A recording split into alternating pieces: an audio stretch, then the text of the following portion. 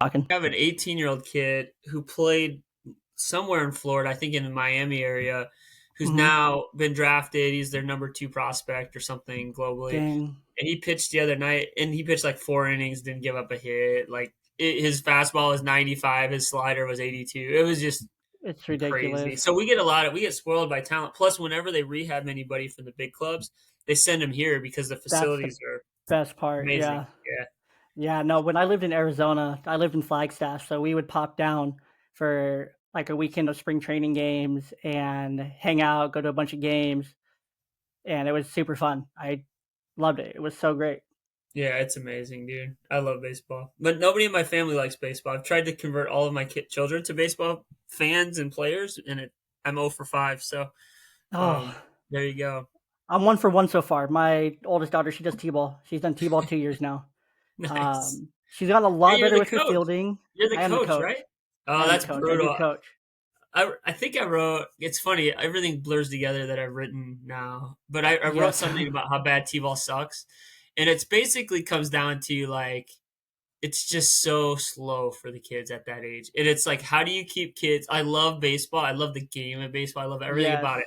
But T-ball is awful. I can't remember. I think I posted some ideas like putting hula hoops out and trying to have the kids hit at the hula hoop and Yeah, like so there's a because bunch of it things that I've done. oh, it's brutal. Like tennis, I'm a big sports guy, so we'll go right down the line. So tennis has kind of Mhm. reinvented itself with the younger kids because they figured out that no kids could hit the ball, chase after the damn thing for an hour. So they're Yeah. using different size balls and bounce capabilities. Like I think every sport is going to have to do that, just because kids' attention span now is nothing. So No, I agree. So for my team, I've been fortunate to where last year I had a really good engaged group, and it's all about just making sure it's structured from the very first practice. Like, colors and cones, and you stand here, you stand there, you go here, you go there, and just learning the kids' names and just really yeah, like putting your foot down from the beginning is super important for when you're coaching, especially T-ball and like kindergarten, first grade levels. Because like you said, their attention spans are nothing. They're Mhm. not great, but I felt really lucky, even though I've had really poor participation this year for my team. Like we had 12, 13 kids on our roster, and we had 7 show up for picture day, Mm. which is like that's every middle-aged white woman's like that's her thing. That's where she's gotta have her kid. Picture day. For Yeah. sure. Like, no matter what, I will get my kids a picture day. No, that didn't happen, which is not to be like racist or stereotypical or anything, No, but no, I feel you. That's the Facebook. That's the ultimate Facebook post.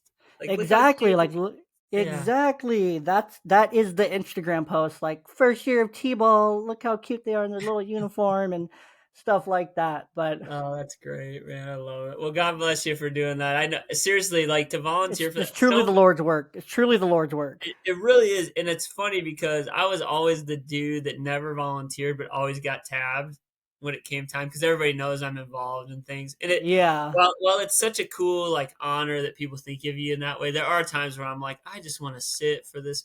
Like we have Yes. all my kids do soccer, right? And my Yes. youngest is 7, and she's kind of coming up through the non-serious ranks, so I could actually do that because I don't know anything about soccer, but I know the game well enough and I know kids. And every single season, I get, hey, I know the director. And he's always like, Toby, Toby, Toby, we're down a coach. Is there any way? And I'm like, dude, Yeah. please, like this. And the hard part, I would love to coach. I would love nothing more to it. But you know Mhm. this, it basically locks you into the one kid. So like to the extent you have practice games or anything, you're going with that one kid, and it's like, okay, honey, you have the other 4 kids. You go do your thing, Yeah. but No, I it's have to do tough. this. Yeah. Yeah, so So I'm that's the really biggest. fortunate that I have a little age gap right now. And, the only reason I did it again this year, I was really on the fence about it. I was just going to, ride my board position out, worry about the fundraising for the league and not coach and just try to be a parent this year. But then it was like, well, if not you, who else is going to be teaching your kid I quality know. baseball? And it's like, I don't really know any, like, yes, I have some amazing parents that would probably be great, but I 100% doubt that they would have like stepped up and done it from the beginning Yeah. and the thing. And It's it's like, well, I trust myself to teach kids baseball because I know baseball in and out, upside down, left, right, everything. And I can work with kids. Like I have 2 kids on the spectrum on my team. I have 2 girls. I have twins. Again, this is 2 years in a row I got stuck with twins on my team. Um, so a set of twins, 2 kids on the spectrum, a couple girls, um, a couple other kids that just have like attention issues. I mean, they're 5-year-old boys, so it's natural. Yeah. Uh, and then I have 2 kids that are like just really, really good. And I'm like, why are you guys in T-ball? Okay, because it's your first year. So, Yeah, but it's I it's tell super you what, fun. I enjoy it. what's cool is even to this day, so I pick up my children from school every day. I'm so fortunate Hmm. that my job gives me flexibility to do that because it's been one of the nicest COVID lingering effects for me is I'm able to go every day to the school. And during Yeah. those trips to the school, there's a little guy who's in an adjacent building of my kids, and his mom picks him up every day. And every time I pass her on the street, she rolls down the back window and it's my little buddy Lincoln. And he's, hi, Coach Toby. Hi, Coach Toby. And it's like Oh, so meaningful. Like I that's so absolutely love sweet. that. So as much as I complain and I'm like, oh my God, it's a labor of love and it's thankless, that is pretty priceless right there. So Yeah. you're doing a good job, man. No, and I had a couple kids that I saw around the complex this last weekend. They like ran up to me. They're like, Coach Jay. And I'm like, I don't remember your name, but I recognize your face. You're just bigger now. And then I was able to catch up with parents and talk to people and just like, have a quick You'll be little surprised, dude. conversation. You'll be surprised. Like now that I have older children and I was involved when they were young, you'll be surprised.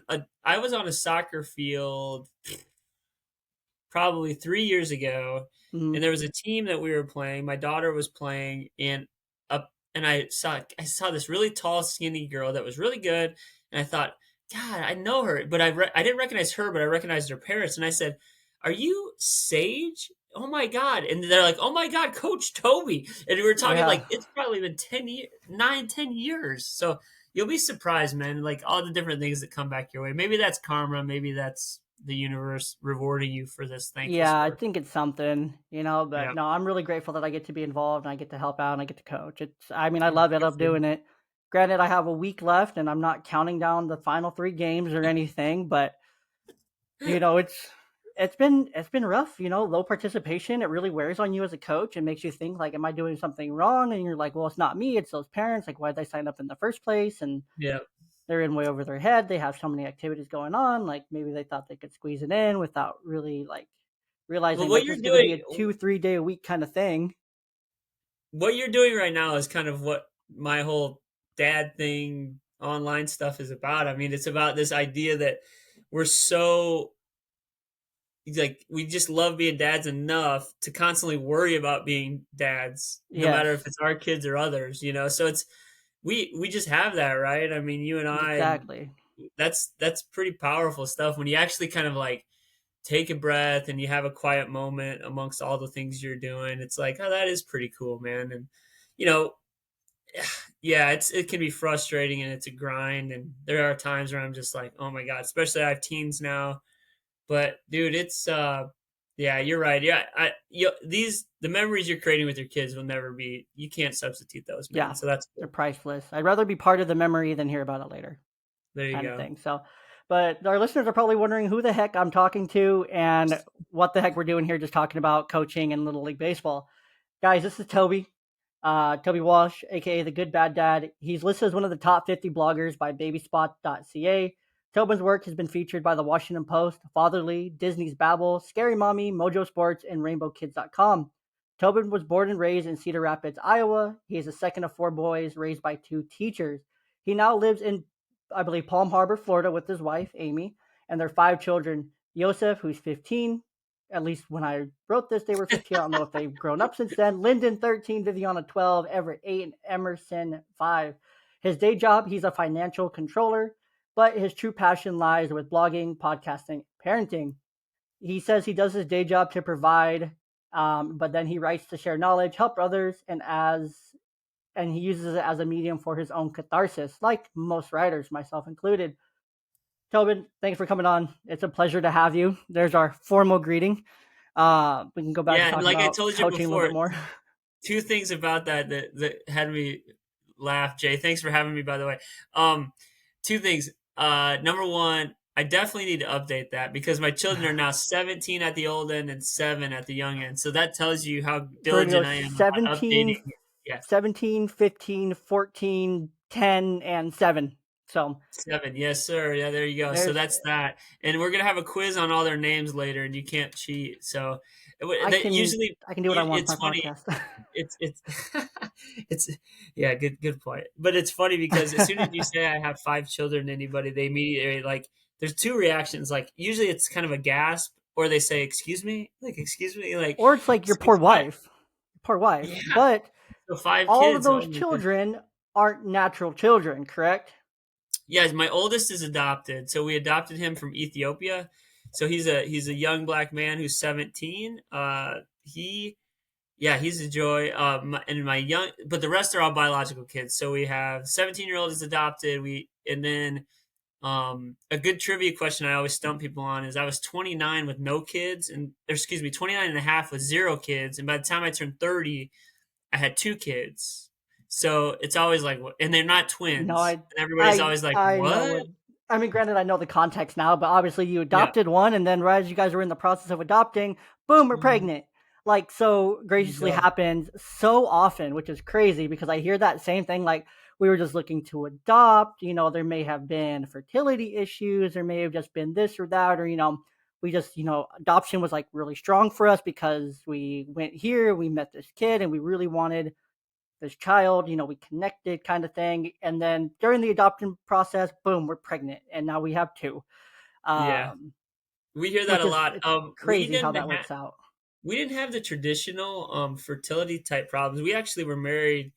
So it's funny because everybody in my life now assumes that I've had children for a long time because they just kind of know me as the guy with a bunch of kids. Yeah. My wife and I were married for almost 5 or 6 years before we started our family. And I remember it's funny to think back then now because we do have so many children and everybody knows us as the family people. But I remember people were like, "Are you gonna have kids? Like, what's your guys' Yeah. Like story? What's going on?" when's it happening? Like you've Yeah, been married exactly. 5, 6 years, come And we on. didn't have, yeah, and we really didn't have fertility problems per se, or we didn't know. I mean, obviously now we know we don't, but we had actually the adoption story is interesting. A friend of mine at work, I struck up a conversation with him at that time, and he started talking about how he was going to adopt a child from China. And I'm like, what? This At this time we were living in Iowa. My world was really small. I was born, raised, and educated in Iowa.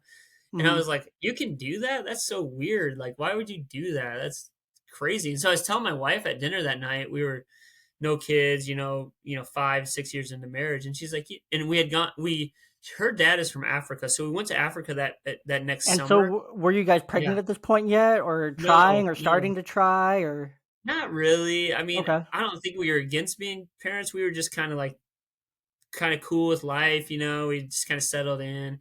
But we decided after we got back from Africa, I was like, hey man, I wonder if there's programs to adopt kids in Africa. There's obviously a huge need, and poverty is Hmm. poverty stricken country, and Oh, uh, definitely. yeah. So, anyways, we started looking into it, and then it just kind of I mean, we just went through the process, and that process, holy cow! I mean, that was probably I mean, all in, it probably took us about 16 months. And we initially said, hey, we want a baby. We want an infant. Hmm. And so Ethiopia was the way to get an infant at that time. Now, when we first knew about Yosef, who's my oldest child, who Hmm. I write about a lot, he was actually about 12 months old. And so, I will be honest, at first, when you go through the process, it's kind of awful. Like you kind of pick and choose like almost like a menu per se, Yeah. what you're open to or not. But I remember our social worker going like, you have got to be honest with yourself here because you cannot get a child and raise a child that you're incapable of raising. So while you feel like a jerk saying I can't deal with whatever you can't deal with, some kind of physical Yeah. disability, blah blah blah, intellectual disabilities, Hmm. you have to be really honest You about your have to be. capabilities. And we had never been parents yet, so that process, holy cow, we went from like, hey, this sounds cool to like, holy crap, this is happening in 8 months. And so Hmm. like Christmas of 2005, we saw a picture of Yosef. Um, and we decided right then he was going to be ours. At that time, I think, so my first biological child was born in September, so I guess we were probably pregnant or close or early or Hmm. whatever. But yeah, we went full steam ahead, man. And then it's been dust in the rear view ever since. I So mean, how it's old been was cool. Joseph when you guys adopted him officially, or like when you He guys was got him and started caring for him? We arrived in Ethiopia April of 2007. He or no, excuse me, April of 2008. So he would have been 16 months old. Okay. So it was, but honestly, in hindsight, it's just like weird stuff happens for reasons. I'm not sure we would have been great with an infant, like a 6 week old type of. We had Yeah. no experience. I remember we were in. So the way it worked is you basically arrived in Ethiopia and you met your child, and they kind of said, "Hey, you can take them with you to this house they put you in with other adoptive families, or you can leave him here." And we're like, "Well, of course he's coming home with us, because we were his parents, and we didn't. Hmm. I remember waking up and going, I have no idea what I'm doing, and it was kind of the first like, oh shit moment of my Yeah, you literally go to bed parenthood. one night and you go to bed in the United States being like, okay, I'm cool. I'm married. I'm great. Hmm. I'm 29. Life's great. And then literally the next day, you're in Ethiopia adopting a child. And then that next day, you have a child, No, I know, a and it's like 16-month-old child. I remember the first like we had Yosef with us for a couple of days and nights over there because you basically stayed there for a week ish and you kind of got acquainted and finalized paperwork and you had to see the Hmm. embassy and blah blah blah, all the bureaucracy crap. Yeah. But it was going well, and I'm like, yeah, like, and at that time it's like you just kind of occupied them, like almost babysat, just because you're getting used Yeah. to each other. And I remember somebody's like, "Hey, is there a little bathtub we can use?" Like one of the other families, and I'm like, "Oh crap, we should probably give our son a bath." It's like Yeah. Yeah. I mean, You don't think about it. You don't think we about were it. winging it, dude. Like we were absolutely winging it. Like to think back, honestly, now I've been a parent for how many? Yosef's 17, so 16 years. Hmm. I just golly, all of us at some point in time are winging it, and it's that's kind of what I write about, right? It's just like, Hmm. hey, it's Yeah. okay to not, well, nobody's an expert. I can have a PhD and not be an expert because every Exactly. day something new happens. Every day something happens in my house that I'm not prepared for, but I Yes. better damn well get to the bottom of, because I have five little humans that are relying on me to keep my cool and push through. And Yeah. so it's been crazy, dude. And I tell you what, it's been the most crazy, exhausting, tiring, expensive thing that's so rewarding in hindsight. I mean, it's hard. It's talking to people like you, Jay, just reminds me just so fortunate. We're just so fortunate. Yeah, no, it's really cool that you mentioned that it's every day something different. It's something that is going to be unexpected. I mean, especially in your situation, it was literally, within that first year, you went from adopting a child and then all of a sudden you have a brand new baby and Hmm. you're dealing with brand new baby stuff, middle of the night stuff that you didn't experience the first time, Yep. you know, and it's all continuously being new. You just went from Joseph was what he was almost 2 when Lyndon was born. Yep. So he So was he's there. walking and talking and Yep. blabbing and chilling and potty training and sleeping and all that good stuff. Eats by himself and you Yeah. know he's independent. Like at 2 they're independent, but it's a lot of it is winging it. I remember when I first got divorced and separated, I had a 4-month old or 5 old. Um, I I didn't know what to do. I mean, by myself. I was so used to raising the first one with someone, and I was working overnights a lot and working just working, and so I wasn't around a ton for that infant stage because of work and how the circumstances that were at play there. So I was like, this is so new to where I was like, I don't know what I'm doing. I'm gonna cry with you right tonight because that's all I understand how to do is just cry with you right now, and that's all I can do. Yeah. Um, so it's crazy, but yeah, we are winging it. Even today, I feel like I got it more or less pretty figured out with the almost 6-year old and a 2.5-year old now. Like I know these kids, like yeah, they're crying, but they're fine. Like I'm gonna let it Yeah. I go. tell But you what, I think what we call figuring it out in parenting is just like a better expectation of what's to come unless something goes wrong, right? So yeah, on a daily basis now, I could probably draw out how the day would go. Like we, I'm trying to think back. So if you take me in the far back machine 10, 15 years of my parenthood journey, right? Mm, I simply wanted my sons and my new daughter at the time to just sleep through the night.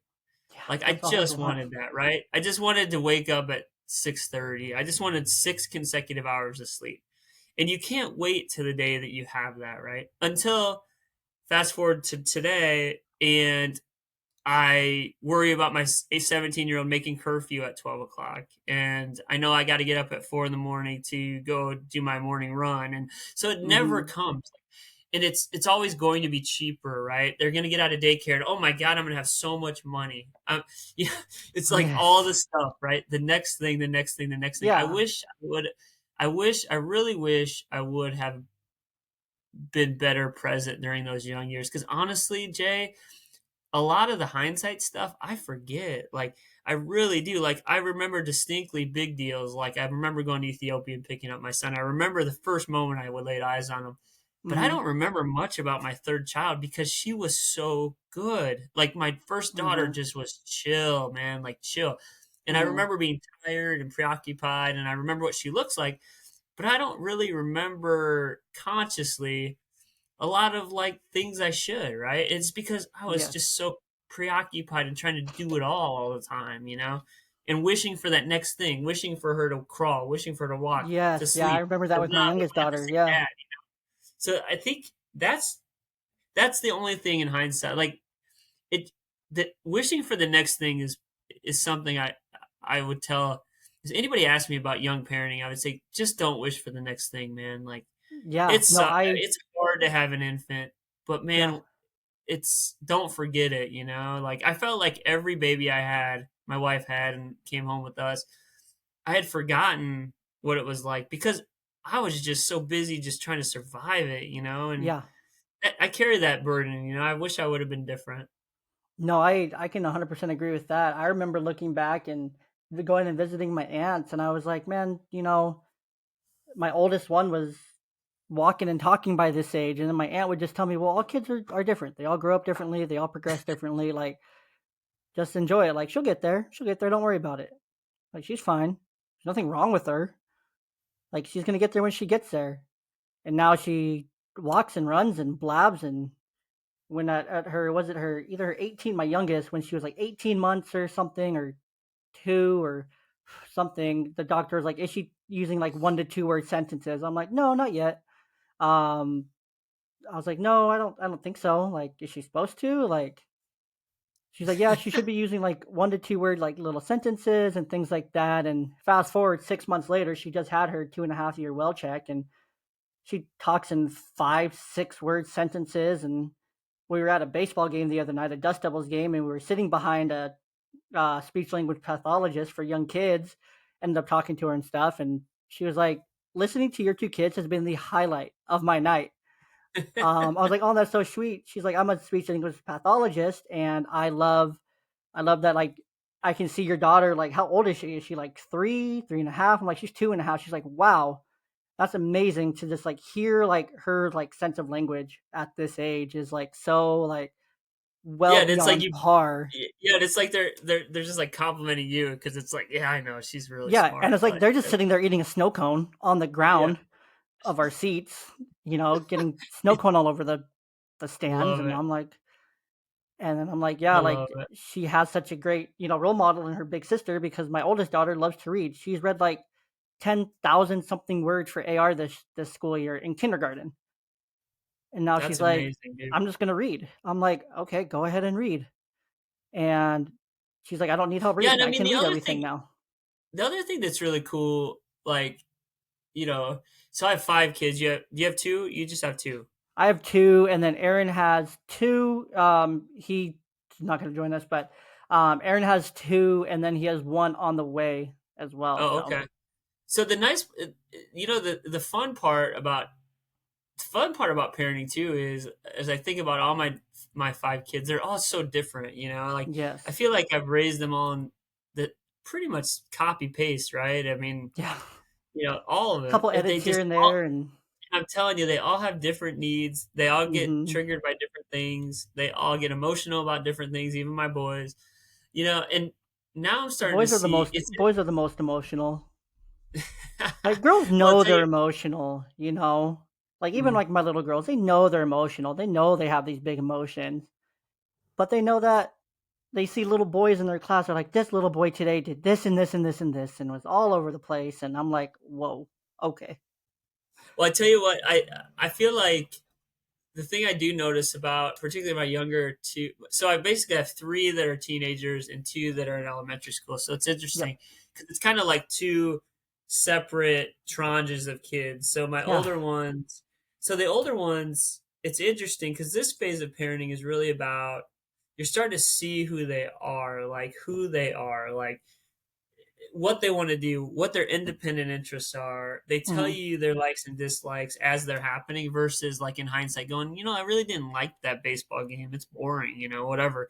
And then my little ones though, it's about kind of seeing inklings of who they are and trying to foster that. And if it doesn't work, then just trying to see another inkling and foster that. So Mhm. I tell you what, I think it's just such an interesting deal because you can raise them exactly the same Exact and same. all of them have such different needs. But I mean, that's Yep. kind of what makes you reinvent yourself every time you have a child as a dad. Or you're like, oh Mhm. my god, this my daughter's so needy. Oh my god, oh my son is so chill. That's what keeps it pretty interesting. I think that's why I've kind of my writing has survived as long as it has. It's just like I've been pretty teen heavy lately on my blog, but Mhm. there are times where I go through these spurts of kind of younger kid elementary school stuff. There's times where people ask me about infant type stuff, and I don't do as much of that anymore because I'm a little bit out of it. But Yeah. I tell you what, it's everybody has their different things, man, and I hope it's cathartic to somebody to read what I'm thinking about parenthood. Yeah, no, it definitely is. I mean, I've read your stuff. I think it's great. I mean, it helps kinda seeing what's ahead or what could be ahead. And then, relating to it right now as well, because it's like I'm here, and it's interesting for me to do the same thing. Like, I just finished writing this really massive project I took on myself. I wrote a 12-part blog series called The Well Balanced Dad Diet. Each one is at least 12 to 1,600 words. Um, so however that mass out, it's a lot, and then each one has a video going with it and whatnot, like a short little audio podcast to go with it, because obviously you have to. Um, and it's just been really cool to like see some of the feedback on that. It's like, man, this is really helpful. Like, I'm kind of in the same spot. I'm in a similar spot. Like, I kind of get it, but this is applicable to me in this way. And then what I do in working in mental health, working with children, youth, and families, it's the same thing. I get to apply a lot of these things and apply them like day to day, week to week, day and inside and out. So I I have a definitely visitor enjoy it. behind me. I'm sorry. You're fine. Visitors are welcome. Um, Well, no, do you find so interesting enough? You triggered my thought here. So interesting enough, I hear more from moms than I do dads about my work. Do you find that to be the same or no? it's actually interesting. Every time I look at my statistics, I mean, I can look at them right now, but when we first started, we were like 60-40, like female to male on like Spotify, and like 70-30, and at one point, probably through our first like 10 to 15 episodes, like it was a huge difference. Which kind of blew my mind. Now we're kind of just dominant on Apple with most of our listenership, which is kind of where it's at. But and our demographics have changed to where we're now 93.6% male to 5.7% Wow, female and whatnot. But that's that interesting was because a year I ago when we started. It was completely different, and so I do have a lot of female friends, mom friends that do listen and like follow the show and stuff, and they were really like they're like, yeah, that was cool to hear like um Don Brody. Don's amazing. Shout out to you, Don. You're amazing. Um, and then last week we had Erin on, and she was amazing, just talking about like divorce and stuff with her. But it's the resonation with a female audience is that it helps give that perspective to them. There's this really awesome podcast. It's called the Uncut Mom, Uncut Motherhood, something like that. I can't remember her name that hosts it. I really want to get her on, but she just like cuts it raw, and I love the raw perspective. And that's really what our show is like very as well. It's just like we just want to cut it dry, cut it how it is.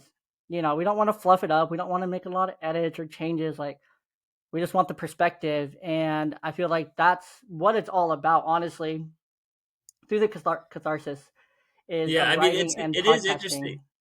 It can be a little bit of a slippery slope. I know that there are times where, so everybody knows I do this, all my friends and close acquaintances. So it is funny because you hear from a lot of wives, you hear from a lot of mothers, and you also people when they start talking about their kids to me, at least guys, they're always kind of like, "Are you gonna?" They're you can tell they're trying to feel you out. Like, "Are you gonna write about this?" Like, Right? especially if it's shady, like, "Oh, my son got in trouble for this," and I'm going like, "Yeah, yeah." So it is funny. It's like the classic dad conundrum. Yeah, The guy I'm who's completely like, transparent about stuff. like this could be content. This could be content for me because I Yeah. love like that perspective of it because it just gives me like at least I mean you probably understand this, but when you're having a conversation or just your day to day interactions, it sends like little sparks of ideas and stuff. Usually you forget about them come the end of the day when you're actually like ready to write something. You're like, damn, what happened? What happened? Oh, that Mhm. was so good. That idea, it was there. I needed it. Or this happened with my kids today, and it's like it's gone. Um, Granted, I haven't dove too much into the parenting like side of things. Like, granted, the well balanced dad diet itself is a very big like piece of advice and you know Yeah. parenting stuff. But right now, it's just like I don't. I definitely want to connect better with my female audience, but it's difficult because like you have dad in your title and they're like, I'm not a Yeah. dad, but I also That's want to like I feel like women want to like suss it out a little bit because like that's just women's like curiosity. They're like, what are they talking about over here? Like, what do these dads think they're doing? well, I think it's it is you're yeah, I mean, dads that talk about things like what I do, it's a little bit alienating, I think. I mean, even the other 100%. dad bloggers that I have come to know over the course of the last, 8 plus years of doing this. I mean, there's a private group where, every week some dad is just gonna go like spill his guts and go like, "Hey, I'm really frustrated by this," but there, all these dads need I'm this a part safe of like space. six of those on. I'm a part of like six of those groups on Facebook. Yeah, so You it's like, know. there needs to be a safe space for you to talk about these kind of things, which is kind of sad in itself, right? Because Mm-hmm. I think there are, I can't tell you if you compare the amount of comments I have from dads asking for advice versus the amount of texts I get because of the being anonymous, right? Because dads don't feel like they need to air this stuff in public, and I think that Mm-hmm. you know, it's up to people like you and I to have conversations that say, "Hey, listen, dads can think this stuff too. It's okay." Like Yeah. and that's why I named my blog the way I did because it's like I told you before. It's the ability to love something so much that you worry constantly about it. Yeah. And So it's that's just just being a dad. yeah. I mean, it's one of those things where you should feel free to be able to be like that. And I think that sometimes dads in particular get so intimidated because the perception is the mother is just so loving and nurturing all the time, 100% of the Mm-hmm. time. And there's no room for this kind of imperfection of getting frustrated and needing a break and saying, I need a Mm-hmm. timeout, dude. Like, I can't be around you right now. I don't want to hear the word dad right now. And somehow we give that pass to moms, but if a dad does it, it's kind of like, ugh, that guy's a There it jerk, goes. So There it goes. yeah, exactly right. Let me plug this computer in. Sorry. No, you're fine. And it's so true. I mean, I'm looking at it right now. 1, 2, 3, 4, 5, 6, 7, 8, 9, 10, 11, 12, a dozen podcasts that just I listen to that I'm just connected with that are like cohorts of mine that I like know from talking to them on social media. We're doing the same thing, different perspective and stuff. And it's like I get it. Like we're all trying to push the same message, which is why it's this community of like dad blogging, dad casting, um, dadding, and all this fun stuff. Like there's so many like Have just you awesome people. so let me ask you a question. So I'm a little bit of an oddball.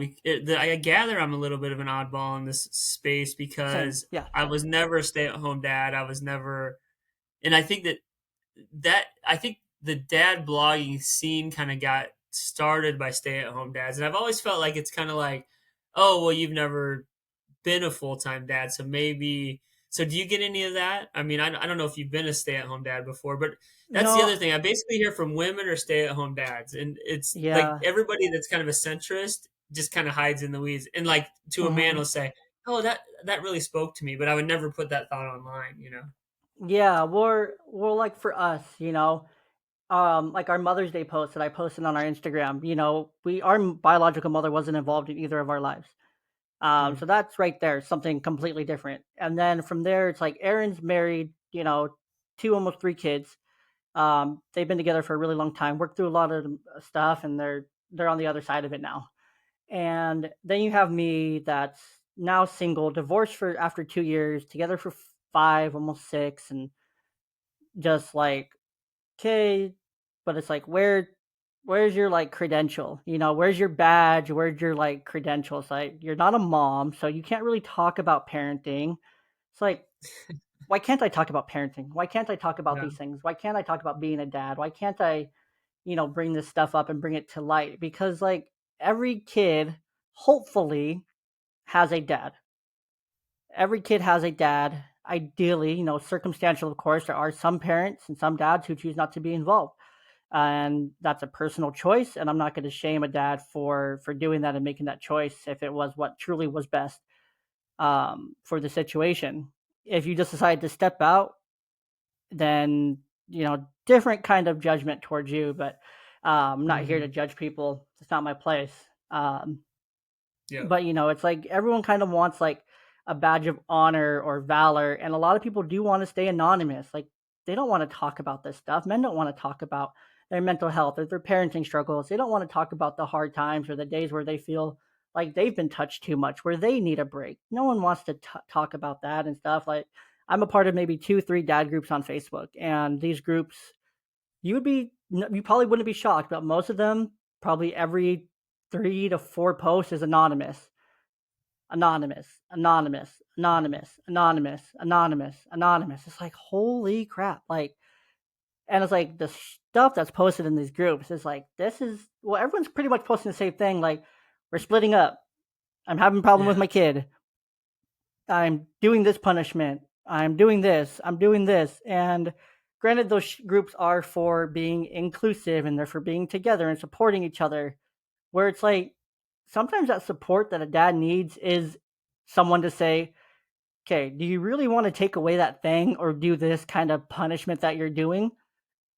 Or do you want to yeah, think this through and think about the like resentment that they're going to build towards you? Do you want to think this through long term?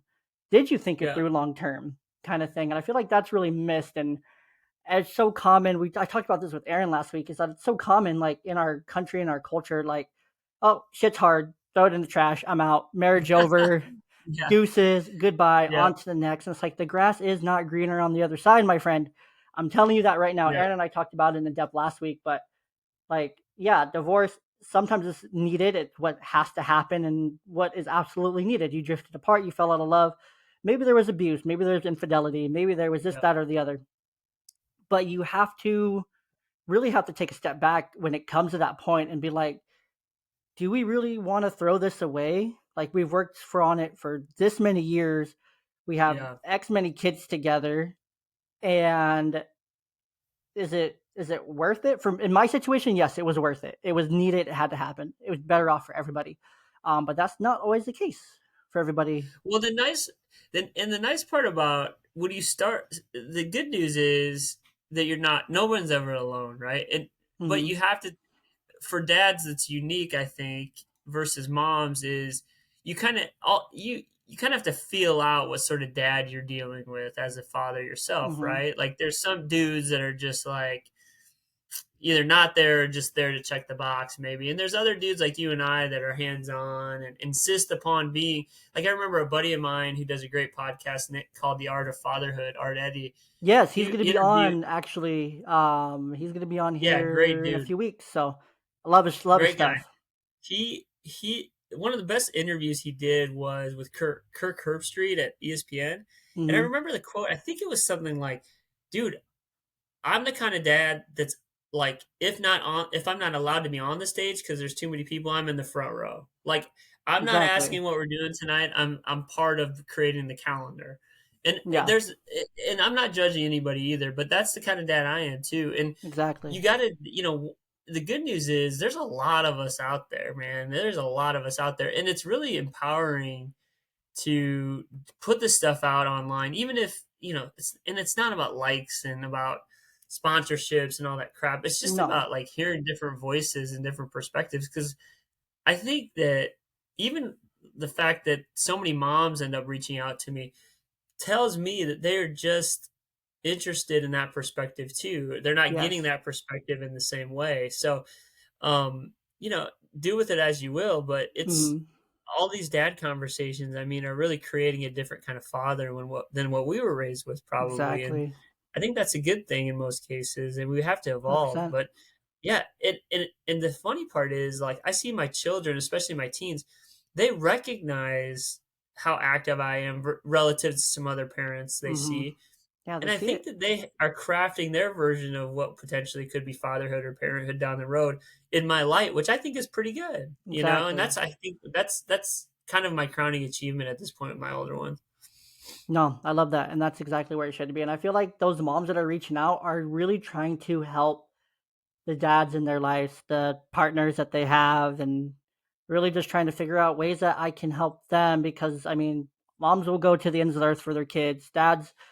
Most dads, I will say, will also do the same thing, but of course, there's those moms that are in those situations that are reaching out are probably just really struggling and need that perspective and need that help and are just trying to help someone else.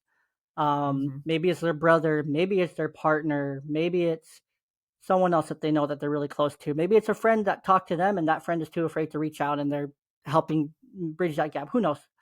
Yeah. Um, there's so many things it could be, but we're getting pretty close here, Oh, Tobin. yeah, yeah. So I know, great conversation, a lot of fun. But what would be your parting thoughts? For the listeners, for all the parents alike, if you could just give them a piece of advice, wisdom, embark your wisdom upon us.